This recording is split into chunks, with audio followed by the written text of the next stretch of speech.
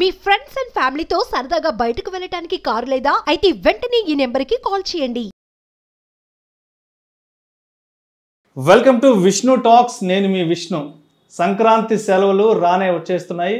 ప్రతి ఒక్కరు కూడా సంక్రాంతి పండక్కి ఊరికెళ్లేందుకు సన్నద్ధమవుతున్నారు. కోటి ఆశలతో తమ సొంత ఊర్లకు వెళ్ళి తమ కన్న తల్లిదండ్రులతో, కుటుంబ సభ్యులతో, అక్క చెల్లెలతో, అన్నదమ్ములతో, చిన్ననాటి స్నేహితులతో, ఆత్మీయులతో కలిసి పండగ సంబరాల్ని, పండగ ఆనందకరమైన క్షణాలని సెలబ్రేట్ చేసుకునేందుకు ప్రతి ఒక్కరూ కూడా ఊర్లకు బయలుదేరుతున్నారు.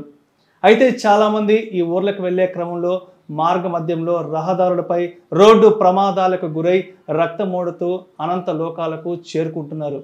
మరి సంక్రాంతి పండగకి ఊరెళ్ళేటప్పుడు రోడ్డు ప్రమాదాలకు గురి కాకుండా మనం క్షేమంగా మన సొంత ఊరికి ఎలా చేరుకోవాలి అన్న అంశంపై మనకు కంప్లీట్ డీటెయిల్స్ అందించేందుకు ప్రస్తుతం మనతో పాటు traffic west zone assistant commissioner of police Shri K Hariprasad గారు ప్రస్తుతం మనతో పాటు ఉన్నారు. వారితో మాట్లాడదాం. సార్, ఏసీపీ గారు నమస్తే. సార్ నమస్తే అండి. సార్, ఏసీపీ గారు, సో సంక్రాంతి సెలవులు వచ్చేసాయి. ప్రతి ఒక్కరూ కూడా సంక్రాంతి పండగకి ఊరెళ్ళేందుకు ప్రయాణం అవుతున్నారు. అయితే ఈ క్రమంలో చాలామంది రోడ్డు ప్రమాదాలకు గురయ్యి రోడ్డుపై రక్తమోడుతూ అనంత లోకాలకు కూడా చేరుతుంటారు. మరి ఈ పండగ ఆనంద క్షణాలను మన కుటుంబ సభ్యులతో సంతోషంగా జరుపుకోవాలి అంటే, క్షేమంగా మనం సొంత ఊర్లకి రీచ్ అవ్వాలి అంటే మరి రోడ్డుపై ప్రయాణించేటప్పుడు ఎటువంటి జాగ్రత్తలు తీసుకోవాలి అంటారు? ముందుగా సుమన్ టీవీ ప్రేక్షకులకి మా పోలీస్ శాఖ తరఫున పర్టికులర్గా వెస్ట్ జోన్ ట్రాఫిక్ నుంచి నేను అందరికి కూడా సంక్రాంతి శుభాకాంక్షలు తెలియజేసుకుంటున్నాను. ఈ పండుగ అనేది చాలా ఇంపార్టెంట్, పర్టికులర్గా ఆంధ్రప్రదేశ్లో. ఈ పండుగకి చాలామంది హైదరాబాద్ నుంచి భారీ ఎత్తున తరలి వెళ్ళటం జరుగుతుంది. ఇది చాలా ఇంపార్టెంట్ కాబట్టి అందుకని అంటే ముందుగా నేను అందరికీ తెలియజేసుకునేది ఏమనగా, చాలామంది దాదాపు ఇక్కడ ఈ ఏరియా నుంచి, మా పంజగుట్ట ఏరియా నుంచి దాదాపు ఎస్ఆర్ నగర్ పంజగుట్ట నుంచి దాదాపు మనకి 9th నుంచి స్టార్ట్ అవుతారు. 9th, 10th, 11th, 12th ఈ 4 డేస్లో కూడా దాదాపు ఒక 1200 ఆర్టీసీ బస్సులు వెళ్తున్నాయి. అదేవిధంగా ఒక 1000 వరకు ప్రైవేట్ బస్సెస్ కూడా ట్రావెల్ అవుతాయి. అవి కాక మనం చూస్తాం చాలా వరకు సొంత వాహనాలు అంటే కార్లను ఉపయోగించుకుంటారు. ఈ కార్ల ద్వారా అదే కొంతమంది పిల్లలు బైక్స్ కూడా వాడుతున్నారు ఈ మధ్యకాలంలో, వాటి కూడా వెళ్తున్నారు. వాళ్ళందరికీ మేము చేసే విజ్ఞప్తి ఒకటే, ఈ పండగ అనేది ఆనందంగా జరుపుకోవాలి. మన కుటుంబ సభ్యులందరూ కూడా పండగకే కలుస్తారు కాబట్టి చాలా హ్యాపీగా ఈ భోగి కానీ, సంక్రాంతి కానీ, కనుమ కానీ చాలా సంప్రదాయంగా జరుపుకుంటారు ఆంధ్రప్రదేశ్లో. కాబట్టి మీరు ఆనందం కోసం పోతున్నారు కాబట్టి మీ కుటుంబ సభ్యులకి విషాదం రాకుండా చూసుకోవాల్సిన బాధ్యత మీదే. అంటే మనం పోయేదానంటే చాలామంది కొంతమంది చూస్తాం ఈ పండగ పోయేటప్పుడు, ఈ సీజన్ జనవరి కాబట్టి కొన్ని మంచు ఉంటుంది మనకి. ఆ మంచు ఉన్నప్పుడు మీరు వాహనాలని మంచు ఎక్కువ ఉన్నప్పుడు కొంచెం చాలా జాగ్రత్తగా కేర్ తీసుకొని, ఏం కాదులేని నెగ్లిజెన్సీ కాకుండా తరచుగా ఆ యొక్క విండోని మనం క్లియర్ చేసుకుంటా విజిబిలిటీ ఉన్నప్పుడైనా మనం ప్రయాణించాలి. లేదంటే ఆ రోడ్డు పక్క తీసిపోయి పక్క ఆపుకుంటే ఏం కాదు. ఎందుకంటే అది మన ప్రాణమే విలువైంది. అన్నిటికీ గమ్యం ఇంపార్టెంట్ కాదు. గమ్యం ఒక గంట లేట్ కావచ్చు, లేకపోతే 2 hours లేట్ కావచ్చు, తప్పేం లేదు అది. కానీ మన ప్రాణం పోయిన తర్వాత తెచ్చేయలేము. కాబట్టి ఈ డ్రైవర్స్ ఎవరైతే ఉన్నారో సొంత వాహనాలు నడుపుకుంటూ పోయేటవాళ్ళు, అదేవిధంగా ఆర్టీసీ బస్సు డ్రైవర్లు కూడా నేను విజ్ఞప్తి చేస్తున్నా, ప్రైవేట్ బస్సు డ్రైవర్లు కూడా విజ్ఞప్తి చేస్తున్నా. మీ మీద ఒక్కొక్క బస్సులో 60-70 మంది 100 మంది ఇట్లంతా ప్రయాణికులు చేస్తారు కాబట్టి వాళ్ళందరి ప్రాణాలు మీ చేతిలో ఉంటాయి. ఎవరైనా ఒక్కరు పొరపాటు చేస్తే అందరి ప్రాణాలు గాలిలో కలిసిపోయే అవకాశం ఉంటుంది. దాంతో పండగ పోయి ఆ కుటుంబాల్లో విషాదం నెలకొంటుంది. అందరికి కూడా అది మంచి విషయం కాదు.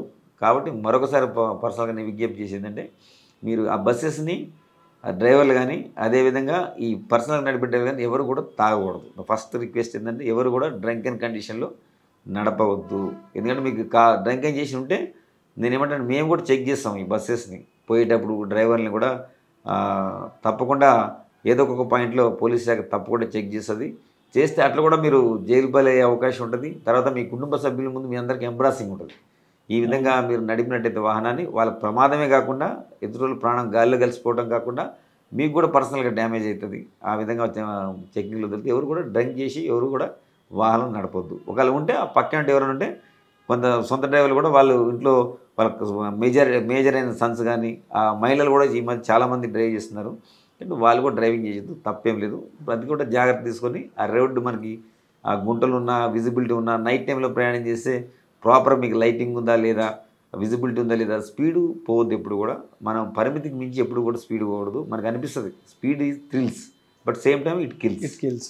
అందుకనంటే మీరు దయచేసి అందరికీ కూడా ఎవరు కూడా స్పీడ్కి పోకూడదు. అందగా ఫ్యామిలీతో కలిసిపోతున్నారు కాబట్టి మనకి స్పీడ్కి పోయిన వల్ల అక్కడ ఒక హాఫ్ అన్ అవర్లో ముందు పోవడం వల్ల వచ్చేది ఏముండదు. అందరూ కూడా దాన్ని నియంత్రణ పెట్టుకొని మన ప్రాణం సేవ్ చేసుకోవడం పాటు ఎదుటి వాళ్ళ ప్రాణం కూడా సేవ్ చేయొచ్చు. మనం ఒక యాక్సిడెంట్ చేస్తే మన ప్రాణం పోతుంది, ఏం తప్పు చేయని ఎదుటి వాళ్ళకు కూడా పోయే అవకాశం ఉంటుంది.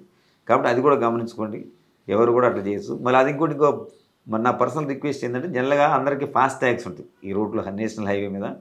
ఆ ఫాస్ట్ ట్యాగ్ని మీరు జాగ్రత్తగా ప్రాపర్గా ఉన్నదా లేదో ఒకసారి చెక్ చేసుకోండి. ఇక్కడి దాన్ని యాక్చువల్గా లేదు, అది ప్రాపర్గా లేదనుకున్నప్పుడు మళ్ళీ వాటిని మనం ఇది చేసుకోవాలి, అప్డేట్ చేసుకోవాలి ఫాస్ట్ ట్యాగ్ని. ఇప్పుడు ఏమన్నదో చూసుకోండి, ముందు బయలుదేరక ముందు చూసుకుంటే ఏంటంటే మీరు అక్కడ ఆ వాహనాలు ఆ టోల్ గేట్ దగ్గర ఏమవుతుంది, ఆటోమేటిక్గా మీ వెహికల్ అక్కడ మధ్యలో ఆగిపోవడం వల్ల ముందు వాళ్ళు కదలలేరు, వెనక వాళ్ళు కదలలేరు. దాంతో ఏంటంటే అందరికీ అసౌకర్యం కలుగుతుంది, మీ ఒక్కరికే కాదు. ఆ లేట్ అనేది ప్రతి ఒక్కరు కూడా దానికి ఇబ్బందికరమైన విషయం. కాబట్టి ముందే ఇంటి దగ్గర నుంచి బయలుదేరడానికి ముందే మీరు అవన్నీ చెక్ చేసుకొని ప్రాపర్గా అది మనం ఉన్నదా లేదా ఫాస్ట్ ట్యాగ్ ఏమైనా ఇష్యూ ఉన్నదా అనేది మీరు తీసుకుంటే అందరికి సాయం చేసినట్టు. నాట్ ఓన్లీ మీకు కాదు, మీకు ఉపయోగపడుతుంది, మిగతా వాళ్ళకి ఎవరైతే ప్రయాణం చేసినా వాళ్ళకు కూడా ఉపయోగపడుతుందని విజ్ఞప్తి చేస్తున్నా. అదేవిధంగా మనం చూసుకుంటే ఈ సంక్రాంతి సందర్భంగా చాలా మందికి పతంగులు ఎగరేస్తుంటారు.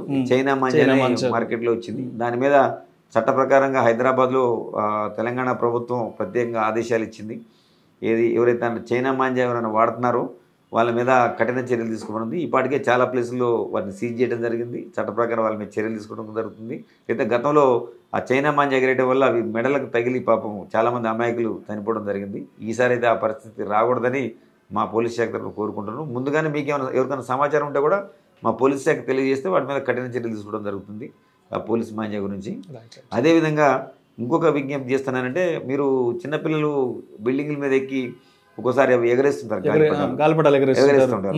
వాటికి కూడా నేను అడిగే రిక్వెస్ట్ ఏంటంటే ఆ పేరెంట్స్ సమక్షంలోనే కాంపౌండ్ వాల్స్ ప్రాపర్గా ఉన్నాయా లేవా, వాల్స్ ఉన్నాయా, వాల్స్ సరిగా ప్రాపర్ లేకపోతే వాళ్ళు పదంగా ఎగరేసుకుంటూ కాలు పడిపోతారు.